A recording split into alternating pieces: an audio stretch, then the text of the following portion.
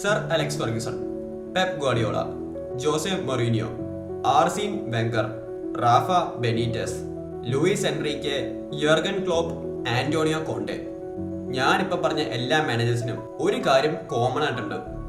ഇവരെല്ലാവരും European football ഹിസ്റ്ററിയിലെ തന്നെ greatest managers ആയിരിക്കും. പക്ഷേ ഇവർക്ക് ആർക്കും വേറൊരു മാനേജറിന്റെ ചാമ്പ്യൻസ് ലീഗ് അച്ചീവ്മെന്റ്സ് ഓവർടേക്ക് ചെയ്യാൻ പറ്റിയിട്ടില്ല.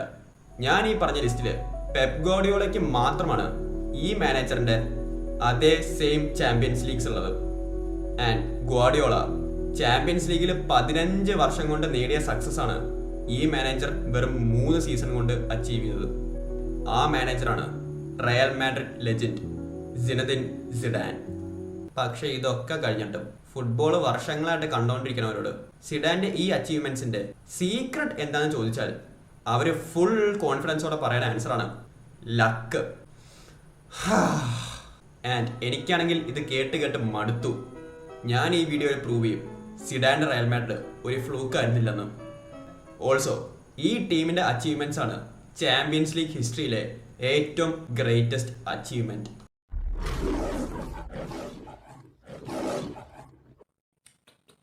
സിഡാന് റയൽ മാഡ്രിഡായിട്ടുള്ള കണക്ഷൻ 2001 തൊട്ട് തുടങ്ങിയതാണ്.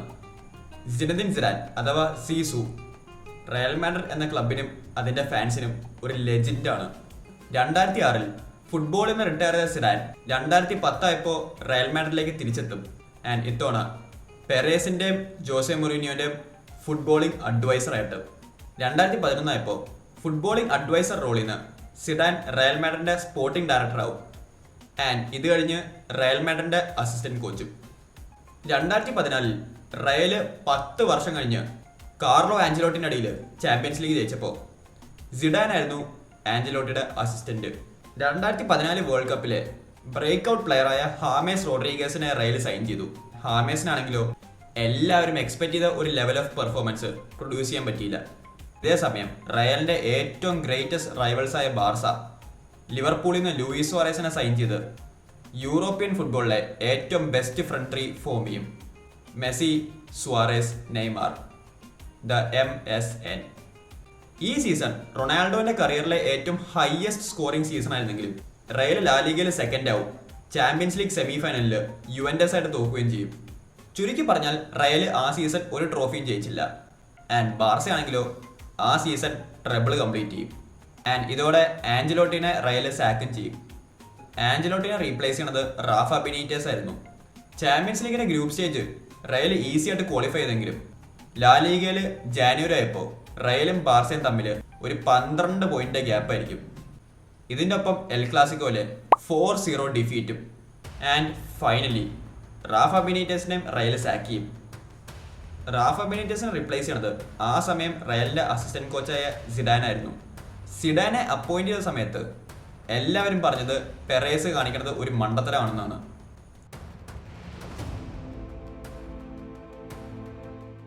സിഡാന്റെ ഏറ്റവും ഫസ്റ്റ് ഗോള് ടീമിന്റെ ഓവറോൾ ഫിറ്റ്നസ് ഇംപ്രൂവ് ചെയ്യണതായിരുന്നു. ഇനി കളി എക്സ്ട്രാ ടൈം വരെ പോയാലും റയൽ മാഡ്രിഡ് ഒരിക്കലും എക്സോസ്റ്റഡ് ആവരുത്. ആൻഡ് സിഡാന്റെ ഈ എറ ഒന്ന് അനലൈസ് ചെയ്താൽ നമുക്ക് മനസ്സിലാവും റയല് കുറെ കളി എക്സ്ട്രാ ടൈമിലാണ് ജയിച്ചതെന്ന്. അടുത്തത് ടീം സെലക്ഷൻ. ഡാനി കാർവഹാളും മാർസലോ ആയിരുന്നു സിഡാന്റെ full backs.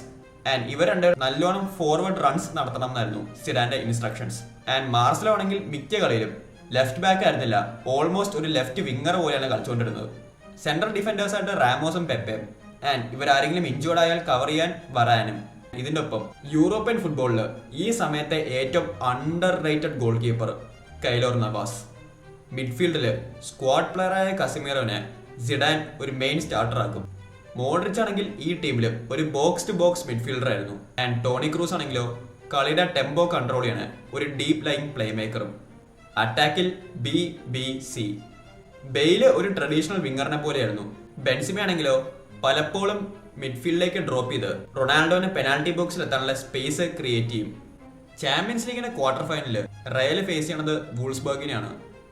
And first leg വൂൾസ്ബർഗ് 2-0 ജയിക്കുകയും ചെയ്തു. വൂൾസ്ബർഗിനെ ബീറ്റ് ചെയ്ത് റയലിന് സെമി ഫൈനലിലേക്ക് ക്വാളിഫൈ ചെയ്യണമെങ്കിൽ സെക്കൻഡ് ലെഗിൽ ഒരു മിറാക്കിൾ തന്നെ വേണമെന്നായിരുന്നു എല്ലാവരും പറഞ്ഞത്. നൗ വേറെ ഏത് ടീമിനാണെങ്കിലും സെക്കൻഡ് ലെഗിൽ എല്ലാവരും പറഞ്ഞ പോലെ ഒരു മിറാക്കിൾ തന്നെ വേണമായിരുന്നു. പക്ഷെ റയലിന് അതിന്റെ ആവശ്യം ഉണ്ടായിരുന്നില്ല. അവർക്ക് മിറാക്കിളിന് പകരം CR7 ഉണ്ടായിരുന്നു. Second leg Bernabeu hat trick. Aggregate score 3-2. Semi ഫൈനലിൽ റയൽ ഫേസ് ചെയ്യുന്നത് മാൻ സിറ്റിനെയാണ്. എത്തിഹാഡിൽ 0-0 ആയ ഗെയിം റയൽ ബെർണബാവിൽ 1-0 ജയിക്കും. And 2016 champions league final. ഈ champions league final 2014 champions league ഫൈനലിന്റെ ഒരു റിപ്പീറ്റ് ആയിരുന്നു. ആൻഡ് 2014 ചാമ്പ്യൻസ് ലീഗ് പോലെ തന്നെ റാമോസ് റയലിന് വേണ്ടി സ്കോറും ചെയ്യും. ആൻഡ് ഈ കളിയിൽ കറാസ്കോ അത്ലറ്റിക്കോന് വേണ്ടി ഈക്വലൈസ് ചെയ്യും. നോർമൽ ടൈമും കഴിഞ്ഞ് എക്സ്ട്രാ ടൈമിലേക്ക് പോയ ഈ കളി ഇവഞ്ച്വലി പെനാൽറ്റീസിലെത്തും. അത്ലറ്റിക്കോന് വേണ്ടി ഹുവാൻ ഫ്രാൻ പെനാൽറ്റി മിസ് ചെയ്യും. ആൻഡ് റയലിന് വേണ്ടി റൊണാൾഡോ ലാസ്റ്റ് പെനാൽറ്റി സ്കോർ ചെയ്ത് ചാമ്പ്യൻസ് ലീഗ് വിൻ ചെയ്യും. ഈ ചാമ്പ്യൻസ് ലീഗ് വിൻ കഴിഞ്ഞിട്ട് ഒരു ഷോർട്ട് ടേമിന് വേണ്ടി അപ്പോയിന്റ് ചെയ്ത സിഡാനിന് പെരേസ് ഒരു പുതിയ കോൺട്രാക്ട് കൊടുക്കും. കോൺട്രാക്ട് എക്സ്റ്റെൻഡ് ചെയ്ത സിഡാൻ 2016-17 സീസണിലേക്ക് പ്ലാൻ ചെയ്യാൻ തുടങ്ങും. കഴിഞ്ഞ സീസൺ തന്നെ സിഡാന് മനസ്സിലായി ബെയിലിന്റെ ഇഞ്ചുറി റെക്കോർഡ്സ് കാരണം ഒരു ഫുൾ സീസൺ കളിക്കാൻ ബെയിലിന് പറ്റില്ല എന്ന്. ഈ സീസണിന്റെ പല പോയിന്റിലും റൈറ്റ് വിങ്ങിന് കളിച്ചത് ഇസ്കോ ആയിരുന്നു. ഇതിനൊപ്പം സിഡാന് മനസ്സിലായി ബെൻസിമന്റെയും റൊണാൾഡോയുടെയും ഏജ് കാരണം ഈ സീസൺ പിന്നെയും ട്രോഫി ജയിക്കാൻ അവരെ നല്ലോണം മാനേജ് ചെയ്യണമെന്ന്. സീസണിന്റെ പല പോയിന്റിലും അസൻസിയോയും വാസ്കേസും ഹാമേസ് റോഡ്രിഗസും കൊവാച്ചിച്ചും ലാ ലീഗയിൽ സ്റ്റാർട്ട് ചെയ്യായിരുന്നു. ആൻഡ് ചാമ്പ്യൻസ് ലീഗിൽ റയലിന്റെ മെയിൻ ടീമും. ഈ സീസൺ ആയിരുന്നു സിഡാൻ എന്ന മാനേജറിന്റെ റയൽ മാഡ്രിഡ് കരിയറിലെ ഏറ്റവും ബെസ്റ്റ് സീസൺ. ലാ ലീഗിൽ അവസാനം ബാർസേനെ ബീറ്റ് ചെയ്ത് റയൽ വിന്നേഴ്സായി. ചാമ്പ്യൻസ് ലീഗിൽ ഗ്രൂപ്പ് സ്റ്റേജിൽ റയൽ സെക്കൻഡായി. ആൻഡ് റൗണ്ട് ഓഫ് 16 റയൽ നാപ്പോളിനെ ബീറ്റ് ചെയ്തു. Quarter final versus Bayern Munich. Now സീസണിന്റെ ഈ പോയിന്റ് ആയപ്പോൾ ചാമ്പ്യൻസ് ലീഗിൽ റൊണാൾഡോ ആകെ 2 ഗോൾസ് സ്കോർ ചെയ്തിട്ടുണ്ടായിരുന്നുള്ളൂ. പലവരും ക്വസ്റ്റ്യൻ ചെയ്യാൻ തുടങ്ങി ക്രിസ്ത്യാനോ ഫിനിഷ്ഡ് ആയോ എന്ന്. പക്ഷേ റൊണാൾഡോ ആണെങ്കിൽ എന്തും കൊണ്ടാണ് തന്നെ മിസ്റ്റർ ചാമ്പ്യൻസ് ലീഗ് എന്ന് വിളിക്കണേന്ന് ഇവരെ ഒന്നും കൂടെ റിമൈൻഡ് ചെയ്തു. ക്വാർട്ടർ ഫൈനലിൽ ബയേണായിട്ടുള്ള കളിയിൽ ഫസ്റ്റ് ലെഗിൽ 2 ഗോള്. Final score 2-1 Real Madrid. Extra ടൈമിലേക്ക് പോയ ബേർണബാവിലെ സെക്കൻഡ് ലെഗിൽ hat trick. Final score 4-1 Real Madrid. Aggregate സ്കോറോ 6-3. Semi final versus Atletico Madrid. First ലെഗിൽ 3-0 Real Madrid. Ronaldo hat trick. Second ലെഗും കഴിഞ്ഞ് 4-2 അഗ്രിഗേറ്റ് വിന്നായിട്ട് റയല് ഫൈനലിലെത്തും. ആൻഡ് ഫൈനൽ റയൽ ഫേസ് ചെയ്യണതോ യുവൻറ്റസിനെ. ഈ മാച്ച് യുവൻറ്റസ് ഭയങ്കര സ്ട്രോങ് ആയിട്ടാണ് സ്റ്റാർട്ട് ചെയ്യണമെങ്കിലും റയല് കൗണ്ടർ അറ്റാക്കിൽ ഗോൾ സ്കോർ ചെയ്യും. ആൻഡ് വീഡിയോന്റെ ഈ പോയിന്റ് വരെ കണ്ട് എന്തെങ്കിലും നിങ്ങൾക്ക് മനസ്സിലായെങ്കിൽ റയലിന് വേണ്ടി ആരാണ് ഫസ്റ്റ് ഗോൾ അടിച്ചതെന്നുള്ള ക്വസ്റ്റ്യൻ പോലും നിങ്ങൾ ചോദിക്കില്ല.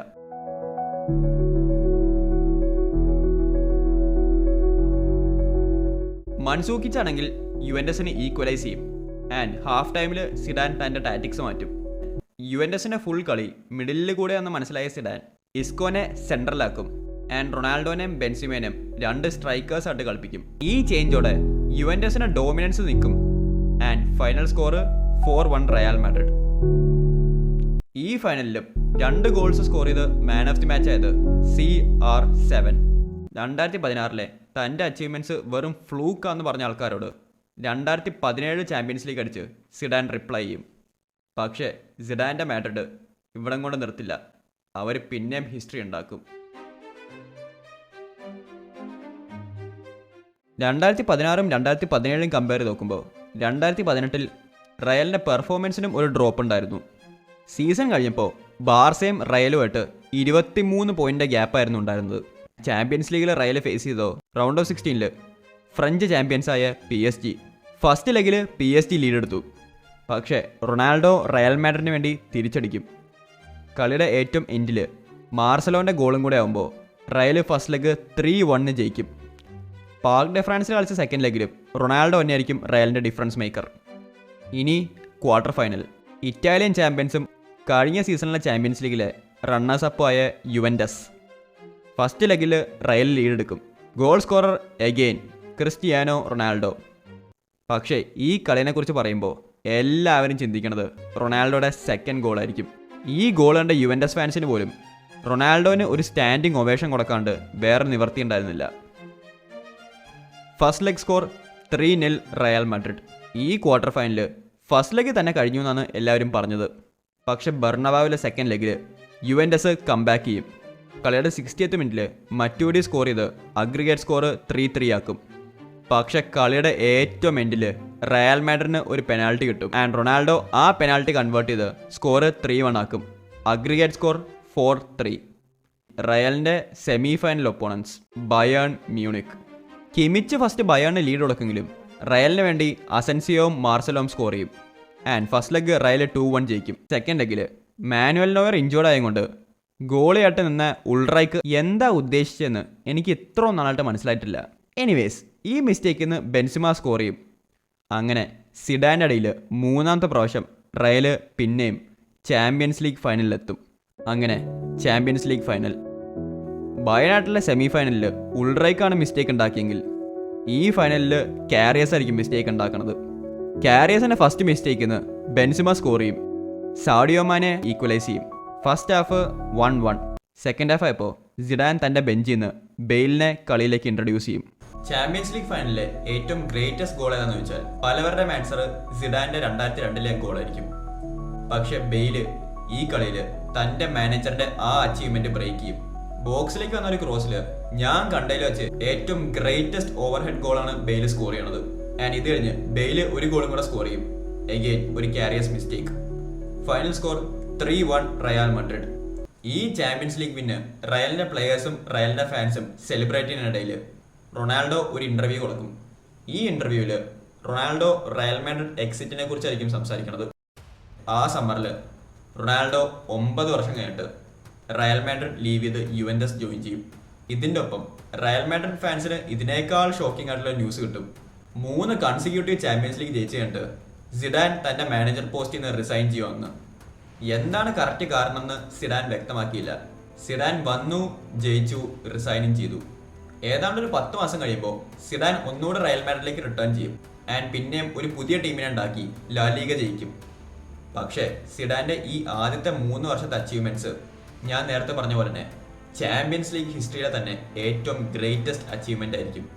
സോ അതാണ് സിഡാന്റെ റയൽ മാഡ്രിഡ്. നിങ്ങളുടെ ഒപ്പീനിയനിൽ സിഡാന്റെ ഈ അച്ചീവ്മെന്റ് ആണോ ചാമ്പ്യൻസ് ലീഗിലെ ഏറ്റവും ഗ്രേറ്റസ്റ്റ് അച്ചീവ്മെന്റ്? ആൻഡ് നിങ്ങളുടെ സ്വന്തമായിട്ടുള്ള ഓൾ ടൈം മാനേജർ ലിസ്റ്റിൽ സിഡാൻ എത്രാമത്തായിരിക്കും റാങ്ക് ചെയ്യണത്? ഇതൊക്കെ കമന്റ് സെക്ഷനിൽ മെൻഷൻ ചെയ്യുക. ആൻഡ് ഫ്യൂച്ചറിൽ നിങ്ങൾക്ക് ഏതെങ്കിലും വീഡിയോ ടോപ്പിക്സ് ഞാൻ കവർ ചെയ്യാൻ ഇൻട്രസ്റ്റ് ഉണ്ടെങ്കിൽ അതും കമന്റ് സെക്ഷനിൽ മെൻഷൻ ചെയ്യുക. Also subscribe.